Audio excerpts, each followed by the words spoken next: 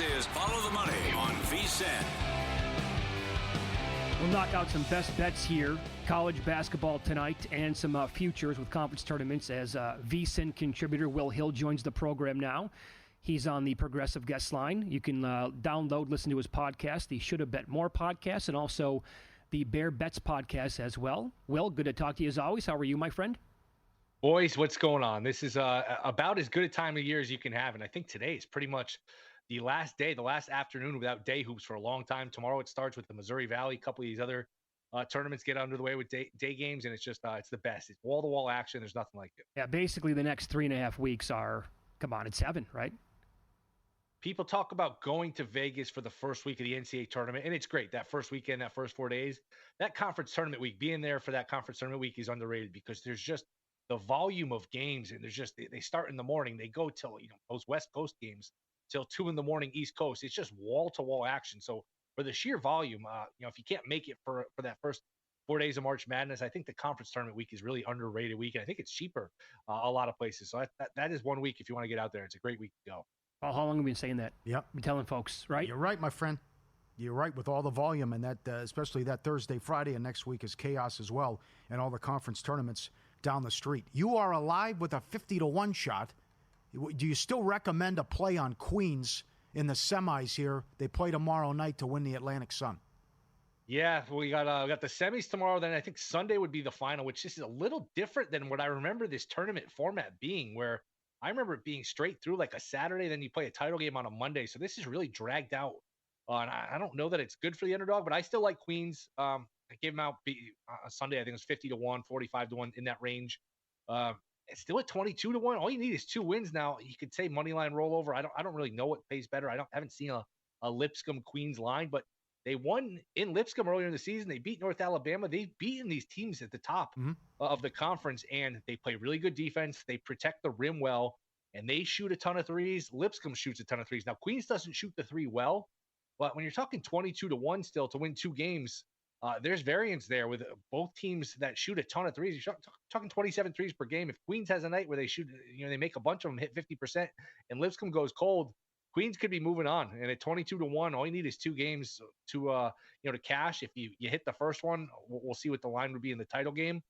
I just think, Lipscomb, they're favored. They're rightfully favored, but this is it's Lipscomb. It's not the 98 Bulls. I think Queens can be right in there and move on here. They're close, though, right? When you look at the Lipscomb resume, they 96 Bulls, and not maybe right away, but after a minute or two, when you look at it, they're right there. Okay, so then Big Ten, you also forget about the teams at the top. You want to go kind of a long shot here as well. Which one is this? The Big Ten? You want to go Illinois? Oh, no, Missouri Valley, Illinois State. We're going. Oh, I read it the wrong way. Okay, I'm sorry. I didn't see the state in there. All right, so look, I'm looking to fade Drake. I thought about Bradley. I've heard and read some people that I really respect make a case for Northern Iowa in like the plus 475 range. I just think basically like Drake at 5-0 in overtime games. Every game is close. Every game is low scoring. It's a little like the Chiefs were this year, where just kind of due to get burnt, due to lose a close game. Be interesting to see if they get in, regardless of whether they win this tournament or not. I'm just looking to fade the top. And again, I thought about Bradley. I thought about Northern Iowa. But to me, Illinois State, with their offense, they can play with anybody. That's another situation where if you get to a semifinal, you get to a final at 15, 16-1, you give yourself some wiggle room. So I will go with the longer shot here just because I'm getting the longer number. Now, top 4 get a bye. Illinois State's 5. They don't get a bye. But as long as they win and move on, I think they're going to be live here to make a run. So give me Illinois State here at call it 15-1. All right, not bad. I was definitely concerned with how they played down the stretch. The Missouri State game was terrible. You had to go to overtime there, so you're fading Drake. And also Bradley just took out Northern Iowa in their last game as well. The Colgate's won the Patriot 4 years in a row. Bucknell I'm seeing as high as minus 120 to win it. How about Colgate 4-1? Yeah, I like the number here. I think they'll beat Army Thursday night in the quarters. And then who knows? I think there's some pedigree. Now, they have not played well to end the season. But, sometimes you get in these conference tournaments in a fresh start. They have the pedigree. Like you said, they've won this tournament in the past. And if they do advance, they're likely getting American. Now, who knows? Maybe you get some upsets around you and you're in really good shape. But American beat them twice, but both games were close. I don't think American is head and shoulders above them. And another situation where at 4-1, I like them in the quarters. Who knows in the semis? And if you get to a final, we'll see what happens. I don't think Bucknell is invincible either. Who knows if that, you see madness all the time in these conference tournaments. You see a lot of upsets. There's a lot of pressure on these higher seeds to duplicate what they did in the regular season. So I will go with Colgate here at 4-1. It's not obviously the dominant team that we've seen in the past years, and they've gotten in the tournament. They haven't won any games, but I remember they played close against Wisconsin. There was one year where they were up big against Arkansas, and they just kind of ran out of gas. Right. They've been feisty in these tournaments. Again, not the same team, but I will take them here. I think they got to run it. All right, let's follow the money here on VSiN, the Sports Betting Network. Our guest, VSiN contributor Will Hill. His podcast is called the Should Have Bet More podcast. And also he is with Chris Felica and the boys over at the Bear Bets podcast as well. He's on the Progressive Guest Line. Tonight's action, SEC. We touched on this game briefly. First segment, Tennessee laying points on the road against Ole Miss. Ole Miss, go back a month and a half, you're like, oh, Chris Beard's really got it going. Since, really a lot of struggles, a lot of losses anyway. They could go for a nice win tonight against a really, fantastic basketball team. Who do you like here? I like Ole Miss. I think Tennessee, you're fading them. First of all, I don't like that offense. I really don't like that offense on the road. And they're off of the big win against Bama. What Bama did the last 30, 40 seconds is just a clinic on how to not close a basketball game. What a disaster that was on Saturday afternoon. But I just don't trust this Tennessee team on the road. And it's a good spot for Ole Miss. It kind of reminds me of A&M last night, where one team kind of wants it more, kind of needs it more. You're getting points. You're at home. I just think this is a spot where Ole Miss, Beard is an intense guy. He's a good coach. And you can kind of forgive these losing streaks in the SEC because you get in these runs where you just play 4 or 5 games in a row, and it's just monster team after monster team. You could lose a little confidence. And look, somebody's got to lose in these games. So I don't hold it too much against Ole Miss. These losses, I still wouldn't be surprised if they made a run to Sweet 16, Elite 8. I still think this is a talented basketball team. I will take the 3.5 here tonight. I think they win. 6 o'clock Eastern, 3 o'clock Pacific. How about Maryland 2.5 at Michigan? Yeah, not a believer in this Michigan team. I like the 2 big guys, and Wolf is fun to watch. The Yale transfer. I just think this Michigan team. I keep going back to the stat. I think it's January 12th was the last time they beat anybody by more than 4 points. It's been close win after close win. Kind of regression hit on Sunday when Illinois absolutely blew their doors off. And I like this Maryland team. They've got some size. They've got some shooting. They don't have a ton of depth, but to me, Michigan, they don't shoot free throws well. They don't defend well. There's just some things. They turn it over. I think that their record is overrating them a little bit. Now, you always worry in the Big Ten. Sometimes these home teams can get the whistle. You get some home cooking with the Big Ten, so you always have to keep that in mind, especially with these shorter numbers. But I think Maryland is the better team. I'm looking to fade Michigan, so I will take the Terps here plus the 2.5. All right. Very good, Will. By the way, I did find a number tomorrow on Queens taking on Lipscomb. 7? What do we got? 10.5. Oh, that's a lot of points. 10.5. And they the disrespect beat them for the Royals. Come on. Yeah, I know. So wow, who has that, by the way? That's at FanDuel. Okay. What do we got for a money? So that's got to be like a 4-1 money line, something like that. Lipscomb minus 530, Queens plus 390 on the take back. Wow.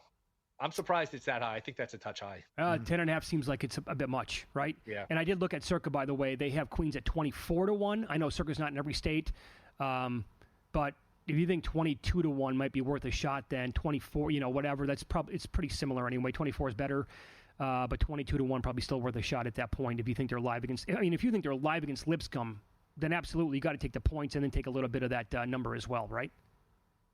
Yeah, and I'm trying to think of what the money line rollover would be. I think even the 24 to 1 is probably going to beat what you're going to get on a money line rollover, because if they beat Lipscomb, you're probably going to get a bump and you're going to get a shorter number whoever they play in the title game. That's kind of what I'm thinking as well. Yeah. Yeah. All right, you can follow Will on X. He's at Not the Will Hill again, and his podcasts are the Bear Bets podcast and Should Have Bet More as well. Will, thank you as always for the time. Best of luck tonight. All right, boys. Appreciate it. Thanks for having me. Back at you. And Will join us here on the Progressive Guest Line. Sorry about that. DraftKings has plus 550 on Colgate. Plus 550. Yeah. You can do better than that if you want them to win the Patriot League. All right. How about this now? Memphis 15-2 in league. VCU 15-2 in league. Houston and Duke 18-1. Louisville and Clemson both in action tonight 16-2. St. John 17-2. Central Connecticut State 14-2. Towson 16-2. Yale 12-1. Akron 16-1. McNeese State $5 to win their conference tournament 19-1. St. Mary's 17-1. Utah Valley in the WAC 13-1. A lot of teams just ripped right through this conference slate. That's a good point. Yeah. how many of those teams are going to go down in their conference tournament? I know. You named multiple teams from the same conference, but you don't see a team around $5 very often to win their conference tournament. I can't recall. But that is... Even Gonzaga in the heyday, I don't think, because still you had to respect St. Mary's and the other programs. But well, I think Central Connecticut State's like $270. Yeah. But even that's... You made a good point, maybe Colgate, because they had it on their home floor over those years. But $5. Biggest betting month of the year, finally here. Championship week tipping off. NBA, NHL playoff races around the corner. Good golf tournaments. Players Championship next week. Opening day. Get in now, $9.99. VSiN.com/subscribe, $9.99. Get in now. Win-lose up next, and we have yet another big card in the NBA tonight. I think a huge dog might be barking.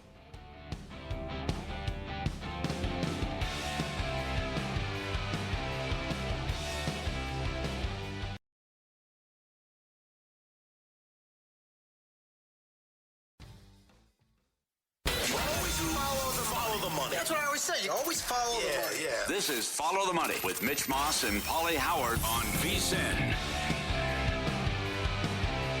Welcome in. We are live in downtown Las Vegas from the Circa Resort and Casino. It is the best time of the year, the best month of the entire year. The madness is upon us. A lot of these smaller conference tournaments now underway, and more of them begin tonight as well. And we will start talking college basketball this hour with the great Seth Greenberg from ESPN. He joins us here on the Progressive Guest Line. Seth, thanks for the time today. How are you? Doing great. Getting ready to go into the studio. We got good games tonight. Florida, Alabama, big-time game. Tennessee, Ole Miss, two really good games. Awesome. Yeah, I can't wait to watch them again tonight. I'll start with this. A lot of great action last night as well. That overtime game between BYU and Iowa State was really, really good down the stretch. BYU hung on to win. Is there a team... Like on the BYU projected seed line, right now they're about between a 5 and a 6 the way it looks. But a team like on the 4, 5, 6 line, maybe even a little bit higher, or multiple teams that you really have your eye on and you think they can do some damage in March? Yeah, I like the BYU team because style of play, in terms of their pace of play, the ability to shoot the ball from the three-point line, an elite point guard that distributes it. They've really improved defensively. They get close to the three-point line and they're really physical. But yeah, I like Clemson. I think Clemson's undervalued. Elite 8 team last year. Shefflin is a monster up front. Lakin gives him.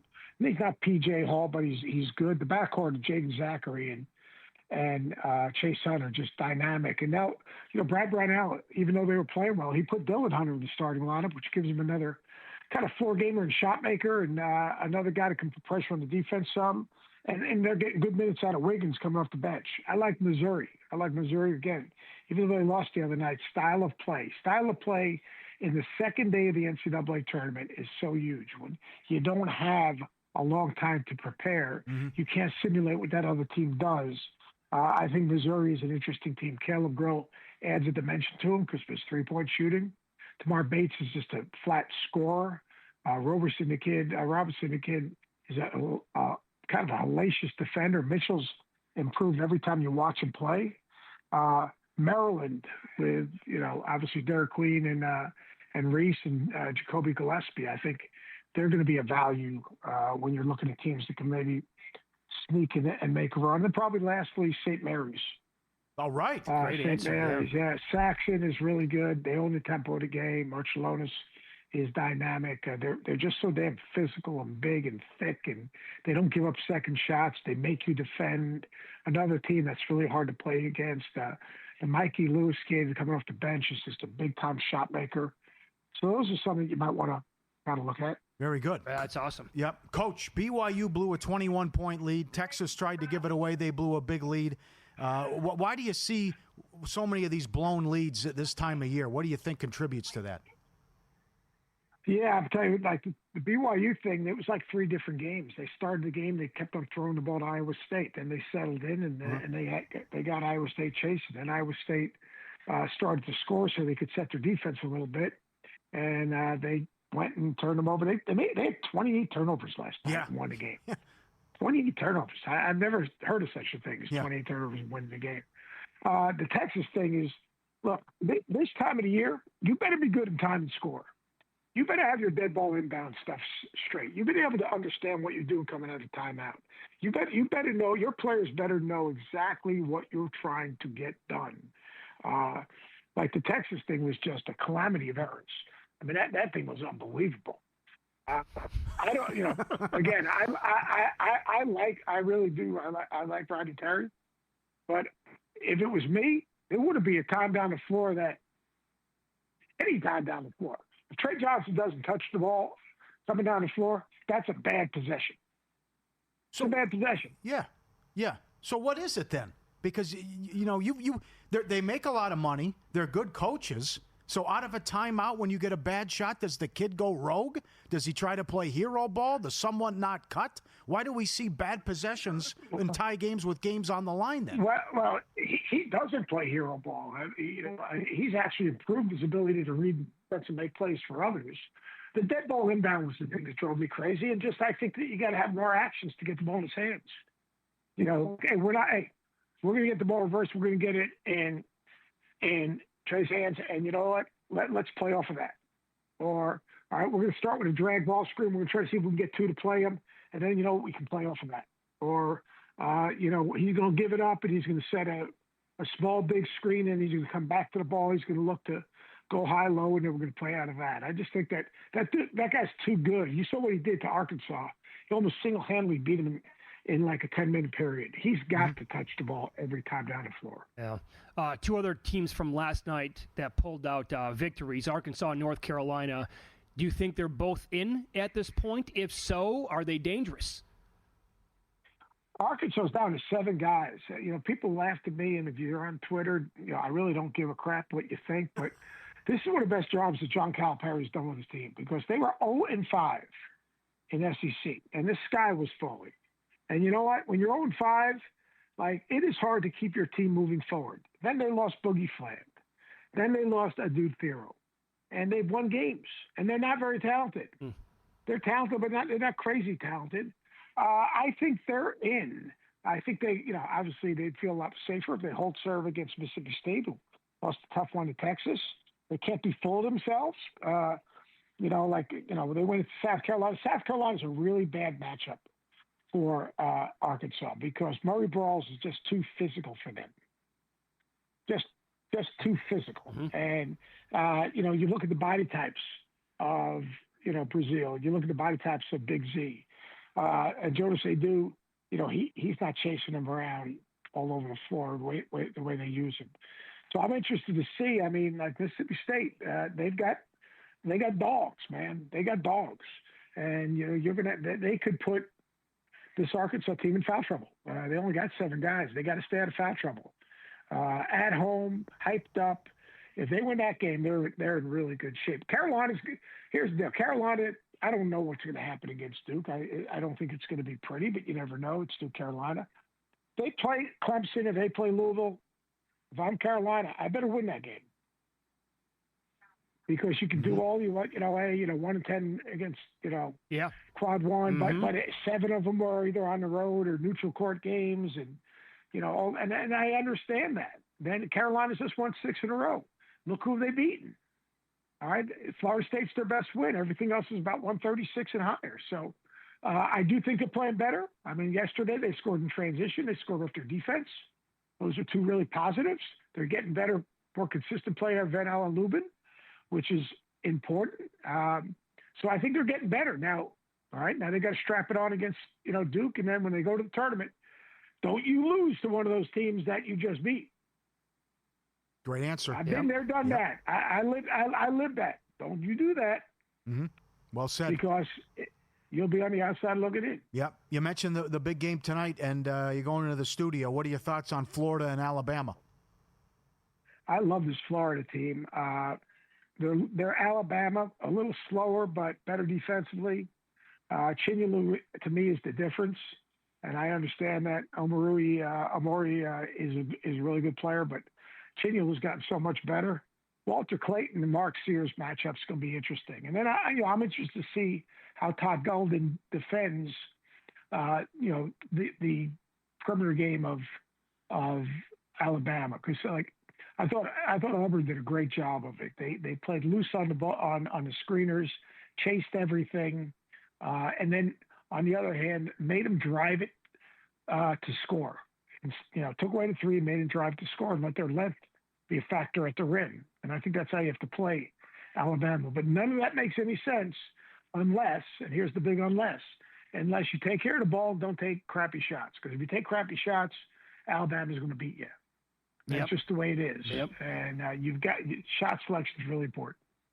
We saw last night how difficult it can be to win on the road in some of these conferences, specifically the SEC, as A&M took down Auburn in that matchup, and they made them look kind of like average in that game. I know that they were without Jones, and they just clinched the SEC title before that.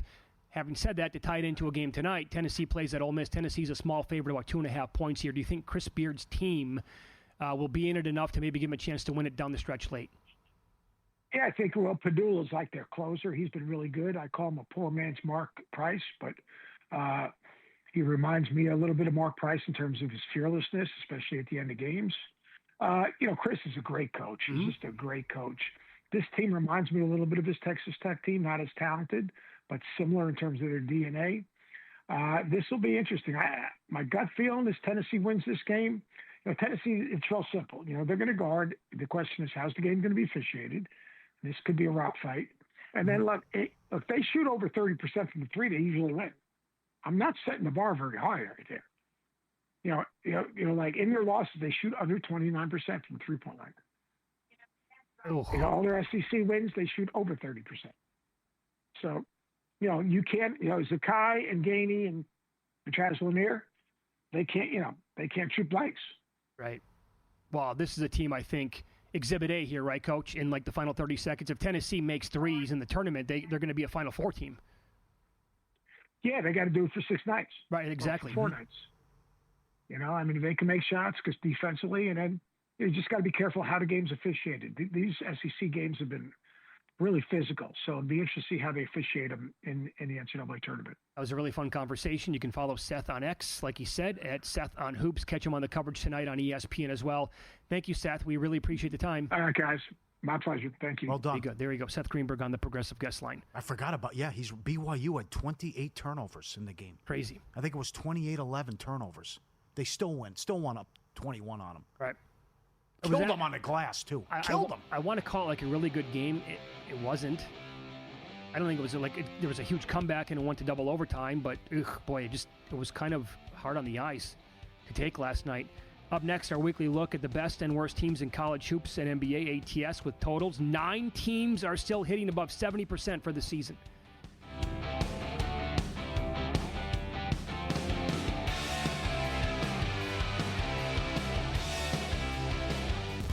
This is Follow the Money on VSiN. It is Wednesdays with the Maestro. One segment today with Mike Palm, the VP of this great property here in downtown Las Vegas, Circa Resort and Casino. He's a very busy man, has to skedaddle in about 15 minutes, but still taking the time to pop in studio today for a good 10 minutes. How are you today, pal? Oh, good afternoon, Mitch. Good afternoon, Paul. Happy Ash Wednesday to all the listeners. I haven't made it yet. I've got to go to an evening mass. Yeah, when I grew up, it was very easy to find a 4:30 or a 5 a.m. service. The earliest one in Las Vegas was 7. Can't do it with all the car lines and all that in the morning. So it'd be tough to make later. Mm-hmm. Yeah. Okay. What time are you going to go tonight then? There's a couple of options depending on when I get through the afternoon loop. There's a 5, a 5:30, a 6. So hopefully I get in 5:30 is the closest one to my house. How do you like the pickup line for the kids at school? It's insanity. Is it fun? Is it good? No, it's insanity. How I got early? there yesterday. How early? The gate's 3, right? Yeah. I got there yesterday at 1:55. I was maybe 40th in line. It's what? That means people are getting there 2 hours before the bell to sit there and. I guess if you have a job you can do from your car, you can go park your car. And right now you don't have to have the car running because it's nice out. But how about in a month when it's 95, 100 degrees, and then what do you do? You burn a whole tank of gas sitting there for 2 hours. Exactly what happens. I live right next to a school. He's good on right this. outside of our community. Yep. Yeah. And so school usually is let out around 2:30, a little bit beyond that. Yeah.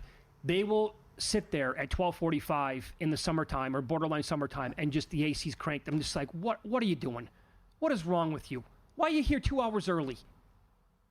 And people, we're talking about the rudest people you could ever imagine driving to get their kids at school. Very bad drivers, Mitch. Horrible. They're horrible drivers, yes. They're the only people in the world that matter, right? The people who are driving and then their kids, that's it. Yeah. What did you do?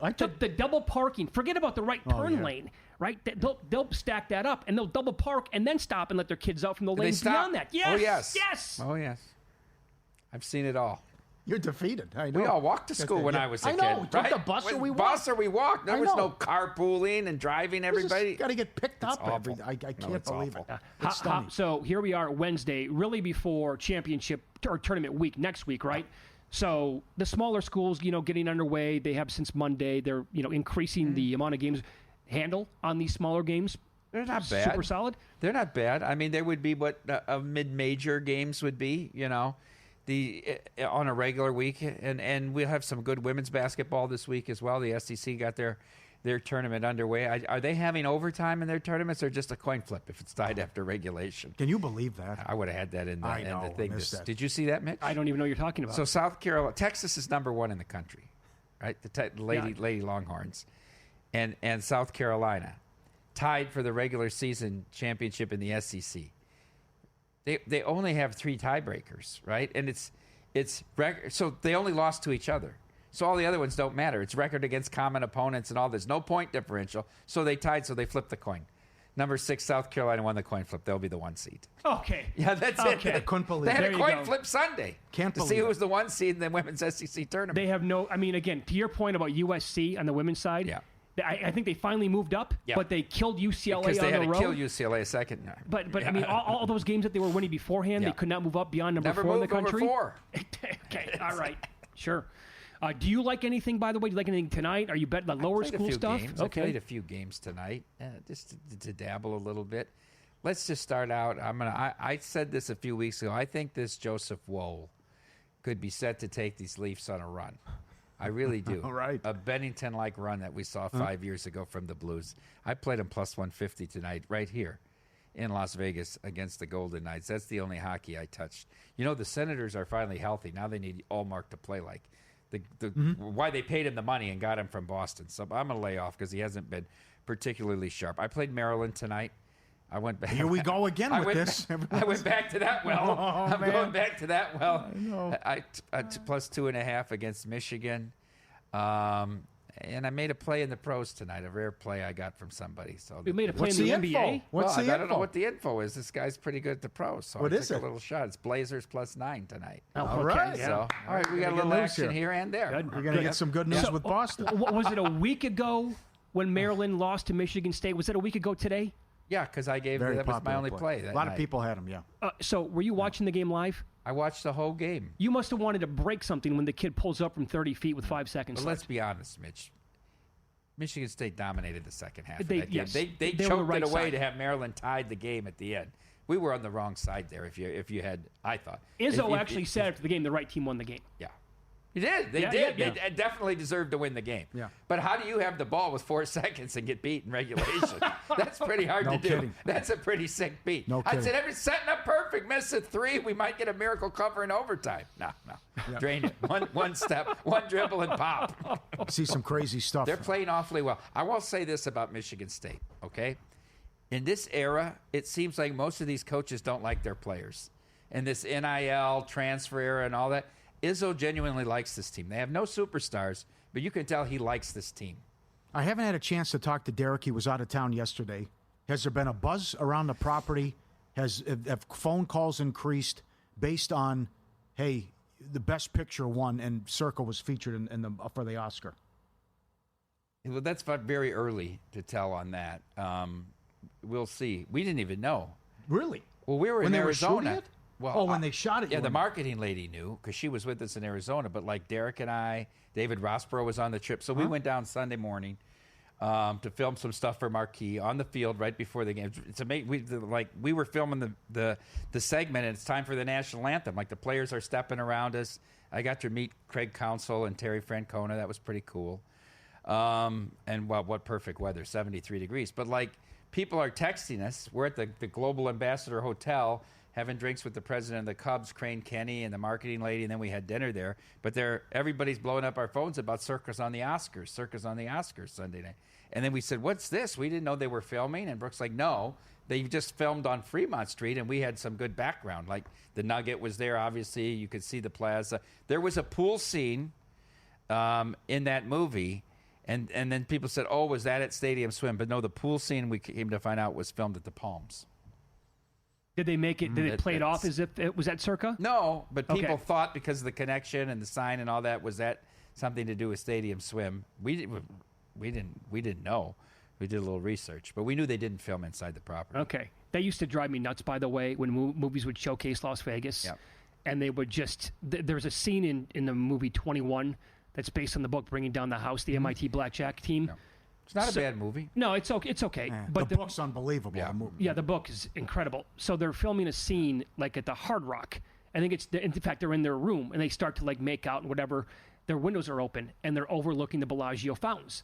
I just lost my mind at the theater. I'm like, 90% of people have been to Las Vegas probably watching this movie, right? They know that this is absolute BS. What are you doing here? Don't lie to the audience. I got so mad at that scene. For like no reason, but it's like, come on, guys, be a little bit more accurate than that. So remember when they revived the CSI with Marge Helgenberger? But I think they only did like 3 seasons, and then CBS didn't pick it up. They filmed 2 episodes a year here. But we had every scene they filmed, we had to make sure that there was no Circa background, that there was nothing that identified Circa, because it was just supposed to be whatever the name, Tangiers, or whatever the fictitious name of the hotel that Marge was working. That was the whole premise. She now had ran her father's hotel, and then they brought her back to work with CSI. They filmed some scenes on the 8th floor of the Garage Mahal where the employees park, a couple scenes, because we had to evacuate, had to park lower the employees so that they could do the filming up there. But they were so specific about there could be nothing that identifies it as Circa. Wild. Okay, that must be fun to deal with, huh? Well, it's difficult because what do you like it's escalator scenes and just scenes in wide walkways. I mean, obviously, you had the sports book in the background that would easily identify Circa. Right. So coming back from spring training here, how many future bets do you have at this point? I bet I hate to say this because Adam Burke, who authored the guide, his biggest fade is the Royals. I bet the Royals. I have the Royals over 82.5. I have them plus 330 to win the AL Central. I've got Corbin Burns at 10-1 for Cy Young in the National League. I bet Imanaga as well at 65-1. I have a little sweat with the Cubs. And that's what I have in pocket right now. I don't know. Of course, we'll add some more Cy Young stuff right before the season starts. Are you getting there with the Red Sox yet? Or not quite? Like, you'd have to convince me they're absolutely going to play Bregman at third. Because that's a make or break for me. If he plays second and they let Devers, who's one of the worst third basemen in the league, play third, then this makes no sense to me. There's never been a player in Major League history that won a Gold Glove at third and then won a Gold Glove at second. It's happened twice the opposite way, but you've never converted a third baseman to second. You like the rotation. You got to love the starting rotation. I think Crochet has a lot more in him. The White Sox didn't let him show. They got to get a little more. I'm like your guy, Houck. Bellows not that bad, right? But and then they got 2 guys that have seen their better days too, right? Mm-hmm. So you never know. I think they could be the second best team in the East. The Yankee rotation and bullpen is unbelievable. Right, it's really good. It's really good. It's really, really strong. Yep. All right, you got to get flying today. Good luck in that pickup line at school. Oh, gosh. Stay sane. I'd try. Okay. All right, there you go. Mike Palm, VP of Circa Resort and Casino. We have a lot of news to get into in the National Football League, which we're going to touch on, plus new odds on the next team for certain players who have been released next here on VSiN.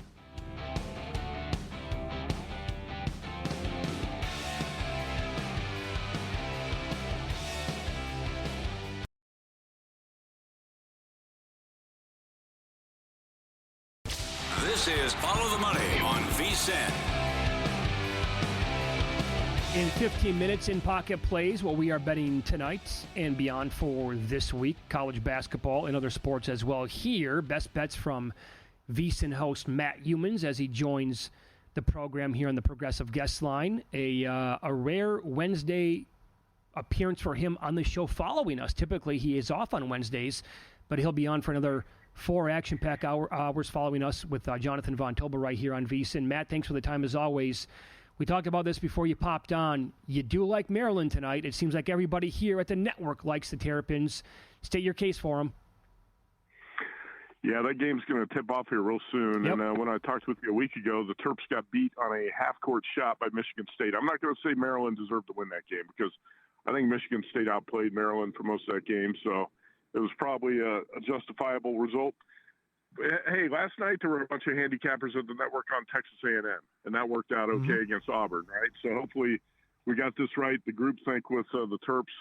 And I'm pretty confident here in Maryland because I think Michigan is kind of like and a little bit similar to the Kansas City Chiefs. And they win in all these one-score games, 11 wins by 4 points or fewer to be exact. That's the most of any team in the nation. You play with fire, you're going to get burned. Your luck's going to run out. The Terps are 5-1 in their last 6, and one of Michigan's weaknesses is turning the ball over. And Maryland did an outstanding job of turning over Penn State several times now, went on the road over the weekend. The Terps were 4 for 20 from 3 in that loss to Michigan State last week, but that was an outlier because they shoot 37% from 3 for the season. So I like Maryland here, +2. I think you're starting to see the Wolverines fade here late in the season, and their luck runs out. All right. How about Ole Miss +3? Letdown for Tennessee? Oh, that's got to be the spot. I mean, when you look at it, how lucky was Tennessee to win that game against Alabama? Yep. A complete meltdown by the Crimson Tide. It's just inexcusable to lose that game. Alabama had that one locked up, and Tennessee lucky as hell to win it. Now the Vols go on the road, and they face a Chris Beard team that is going to be well prepared tonight. I took Mississippi +3. One thing about the Vols, they have not been that great on the road in the SEC play. 4-4. They've been pretty good at home, even though they got the luck box win against Alabama. But 4-4 on the road for the Tide. And I think I'm going to bank on Chris Beard tonight in a really good spot to fade Tennessee. Okay, and then, next week is truly championship week, but this week's the mini version of it with the smaller conferences. Are you betting any of these games, or have you plunked down any cash on some outrights here, Matt? I'm going to bet a bunch of conference tournaments, and I can tell you right now I'm going to be on UC San Diego to win the Big West. I don't think UC Irvine or Northridge or any of those other teams could beat UC San Diego on a neutral court here in Vegas. Now, price is probably going to be somewhere around even money, or maybe UC San Diego, a slight odds-on favorite, but not much. That's going to be one of my better bets. I'm going to put a column up either over the weekend or by Monday morning on my best bets for conference tournaments. I don't have any tonight, but I can tell you that one in the Big West is going to be one of them. The Mountain West is going to be interesting, too, because UNLV got a win last night. Rebels going to be – they're one of these teams, kind of like Indiana, and getting hot here late in the season. I'm not really sure how it's happening for UNLV because their point guard, De'Don Thomas, is out. But the Rebels are going to be playing on their home court. They're going to be a dangerous team in the Mountain West tournament. They swept San Diego State for the first time. And they had Julian Rishwain, the guy who I watched throw up bricks for about a month, hit 6 for 9 from 3 last night. Yeah. That's kind of tough to handicap and predict. But you got to look for teams like that are getting hot late in the season. Indiana's won. And by the way, anybody who had Indiana +7 last night, that's one of the worst beats of the entire season. I know Nick Bogdanovich of Circus Sports had it. I had it, and it's sick. Indiana up 1 with 1:30 to go, and Jackson Shellstad of Oregon hits a 35-foot three when the shot clock's running down and Hoosiers don't score again. By the way, Oregon not called for a foul in the last 15 minutes of the game. So that was a tough one.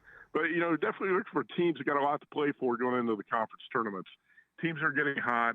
And I'll ask you guys, do you think it's better for teams like Auburn to lose early in the SEC tournament? Because I feel like one of the worst things that can happen is you go through all those battles in the SEC tournament, you win it, and you're tired. You're a tired team when you get to the NCAA tournament the next week. Yes, I don't mind a team losing at all early on in their tournament. I don't mind that for 1 second, Matt. That's why I think it's better to look for some of the longer shots in conferences like the Big Ten and the SEC. Yep. Good points. Why do you think we see all these blown leads? What happened to Indiana, the meltdown, BYU up 22, Texas trying to give it away?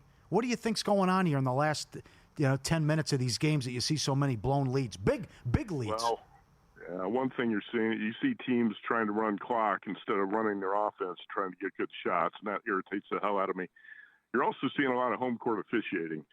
where the officials are doing their Interesting. best to get the home team back into the game. Like Oregon last night, that was an extreme case of home court officiating, helping the Ducks out down the stretch. I thought the same with Iowa State. There were a couple ridiculous calls last night that went Iowa State's way, but that's going to happen too, and we're going to see a lot of that in the month of March. Okay, so you have an update on this, and you need to refresh the audience because it's been a minute since we've talked about this. But you and Paulie were both talking a lot of trash to our buddy Nigel Seeley, who used to come on with us every week on the morning show. You guys, you made it on the air. You were bragging about how you could get one past some EPL keepers, I believe is what I was off. I was on vacation, I think. So set the scene here and give us the update on the penalty kicks challenge. So that was during the World Cup, wasn't it, Paul? Yeah, well, it was the summer. Yeah, it was the Copa and whatever the hell else was going on. Yeah, Euro. Euros. It was Euro, where every match was going to PKs and guys were missing the goal. Yeah. Oh, yeah. Even a guy like Messi, I think, whiffed and missed a goal. And Paul and I were sitting there going, this is ridiculous. Look how easy these penalty kicks are, how close they are to the goal. And the goalie's got to guess. And I said I could get, 2 or 3 by a professional goaltender. And Paul said he could get, I think, 4 by Nigel Seeley. Yeah. And, I'm betting on Paul Howard all day in that one. So we've had a lot of questions. We've had a lot of questions from people about when is this penalty kicks challenge going to happen. And I was hoping to do it out at Stadium Swim during March Madness, but I think we're going to have to delay it to the summer. I suffered a mysterious right hip injury in the past week, and I'm not 100%. I don't want to do this penalty kicks challenge until I'm fully healthy. I don't want to make excuses. I want to be ready to roll. So, Paul, let's work on getting this set up for the summer at Stadium Swim, and hopefully we can do this, right? Okay. Well, I thought Bill Adie was on it. When's Nigel coming to town? We have to schedule that, too. Okay, right. Because we had it. They were going to get a keeper from UNLV, and then I don't know what happened. We had the keeper ready to go.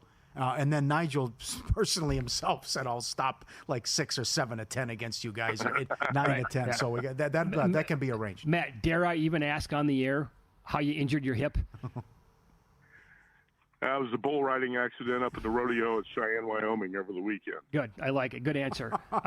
So who are you betting?